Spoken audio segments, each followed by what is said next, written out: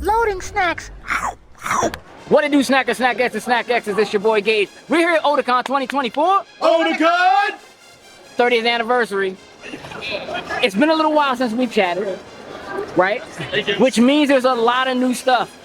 We're at the booth for Lair Studios. Do me a favor, introduce yourself to everybody who's watching. Absolutely. Hey, how's it going, everybody? My name is Pandy O. I am the co-founder of Lair Studios, and I'm the artist for all of our series here. All of the series here. Absolutely. Now, I think the last time we talked, all of the series was like maybe one or two things. Yeah, absolutely. I feel like we've grown a little bit since then. Absolutely. Because you've been busy. Yeah, absolutely. Yeah. Talk to me about what that means. Yeah. What are all of the things that you have going on? So like you said, we started off with Goganzi, our first full-length manga, volume 1. Then we moved on, actually kind of in the same time zone with AK Yumi, both issue 1 and issue 2. We did Shonen Jump style sampler with the B series. A lot of cool series in there, actually a lot of exclusively B series issues in there, like Bioshugi, Interdimensional Cat Girl, Namiko, Tether Blitz, which I'm really excited for that. And also My Life as a Mangaka, which is kind of like a manga about me making manga. So yeah, I'm kind of excited about that. And then the latest one that I'm super excited for, it is Dasher Blue, our first tokusatsu henshin superhero kind of story. So yeah, we're really excited for Dasher Blue. Yeah, definitely you guys got to check it out. So, considering the style and type of product that you're creating, Otakon is the perfect place to be. Oh, absolutely. Right? These are your people. Yeah, pretty much. Right? Pretty much. Absolutely. They're everywhere, but they're definitely here. Oh, absolutely. Right?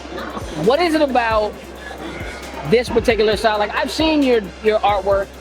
You can draw anything. You can do it any kind of style. What is it about this that really pulls you? Why this direction for you? Absolutely. So like like when it comes to like comic art, it's something that it definitely has exaggeration in it. But manga for me and anime was the first style that I saw true exaggeration and true kind of excitement.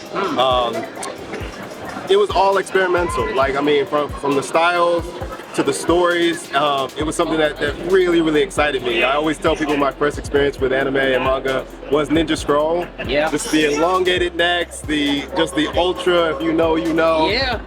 And it gave me an emotion. It scared me. It excited me. It was something that I was like, I need to know more about this. And the more I got older, the more I got into anime and manga. And it was something that I was like, you know what? If I can do this for the rest of my life, I will. And then after a while, like I got back into it with Goganzi, and it was something I was like, man, it rekindled something. Yeah. And so yeah, the biggest reason is just it's pure experimental, it's pure excitement, exaggeration, and it's something that I was like, you know what, I can really push this medium. As the artist, but also your writing, Yeah. right? And so, does doing it in this style, do you feel like it affects the way you write? Do you feel like there's a different kind of way that in the freedom that you can write and the stories that you can tell? Oh, absolutely, Yeah? absolutely, yeah. So again, comic writing and I believe manga writing are really different. It's really hard to explain, but like again, just the experimental and kind of what they focus on. A lot of indie comics will do this, where they'll focus on kind of a nuance of things, like someone's job. A lot of indie comics really do a good job with that. But me growing up with manga or anime, a lot of mainstreams will focus on those little mundane things about someone, running a coffee shop or running a manga, and they will make it exciting. And I just thought it was super cool. So when I write, it gives me the freedom to just exaggerate, like really hone in on things and stuff like that. So yeah, just from the art to the writing, it's just all pure exaggeration and just honestly pure escapism. That's something that I feel indie comics really do a really good job of, like, giving you real life experiences that you can kind of connect with.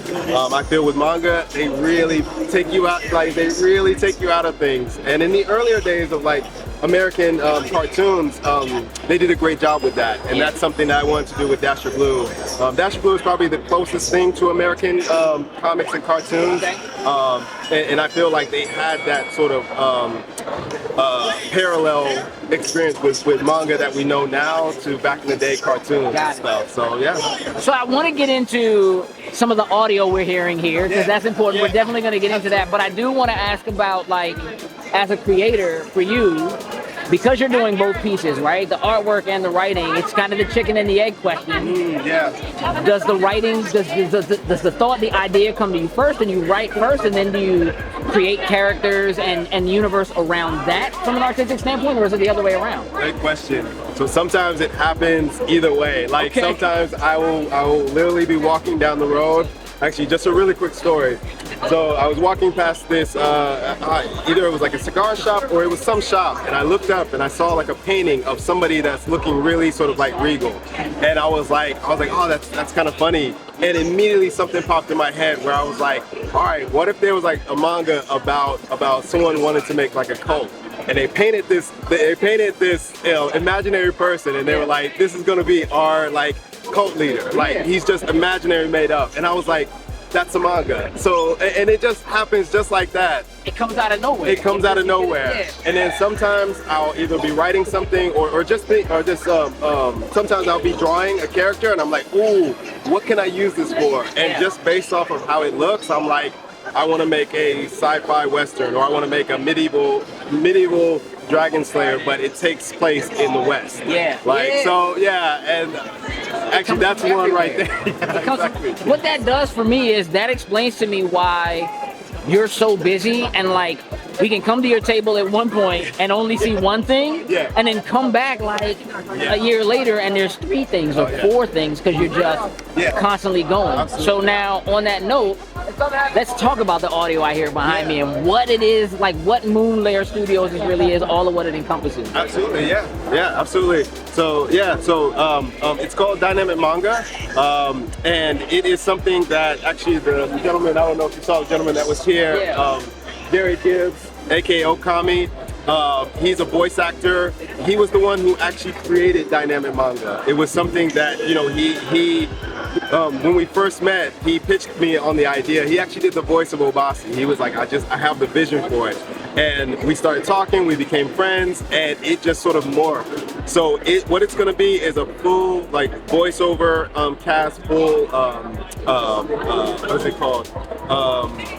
Music intro. We have original music that we're gonna go for, or that we already have. And so basically it's gonna be an experience. We have this saying where it's a new way to read manga by watching. And I just feel like, honestly, it's gonna be the future. We do everything kind of digitally. We're always looking for a new way to experience something without putting too much effort into it. I mean, that's real. It's real, but honestly, it's something that I can feel that could be really, really groundbreaking, especially for manga artists who are looking to get into the animation. I mean, the way he's doing it, I find myself watching it like an anime, and it is an amazing thing. I mean, just the immersion that he puts into it.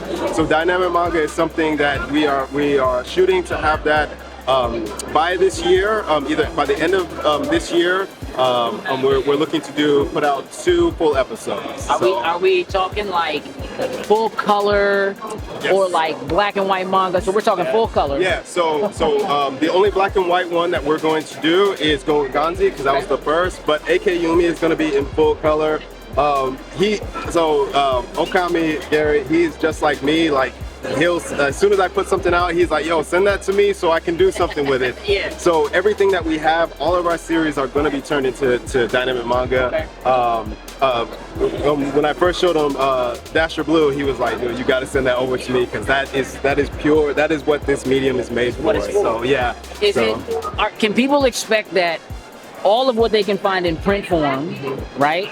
There will be a dynamic version of the same thing? Are we talking side stories from the same characters, the same world? Or are we talking, if you pick up issue 1, there is an issue 1 that is a dynamic version of it and you get the same thing but in a different experience? Absolutely, yeah. There are going to be some where we may make it Dynamic Manga exclusive. So just because like we feel like there's certain things that for me, or for actually Okami, he has to kind of you know, pull things from panels and do all this other stuff. But there's more immersions that we want to put in. So if we make it directly for dynamic manga, I mean, it'll be purely for that. So like, and the immersion will be so much more, like mouth flaps, you know, special effects, it's like that. So yeah, a little bit more. Absolutely. So here's what I want to do.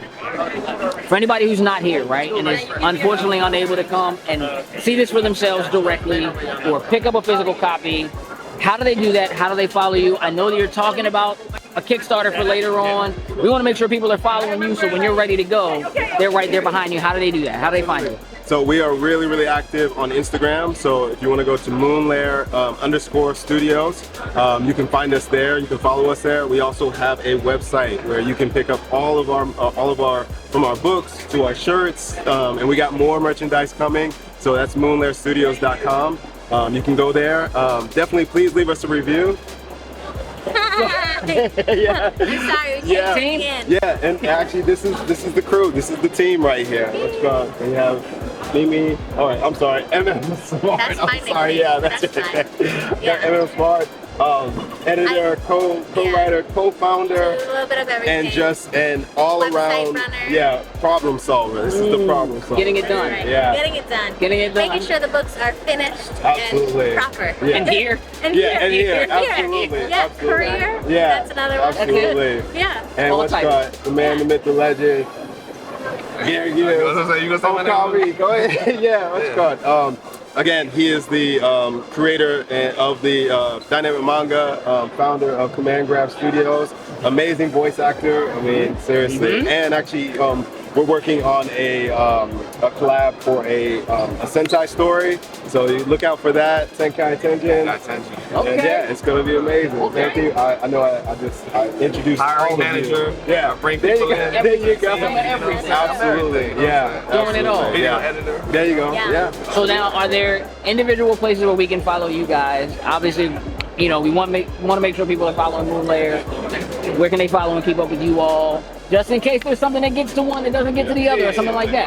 You know? Yeah, my Instagram, which we collab on Instagram, post a lot, so you might see my handle up there. I have two handles. I have the Command Grab handle, and I have the Otami Anaki handle.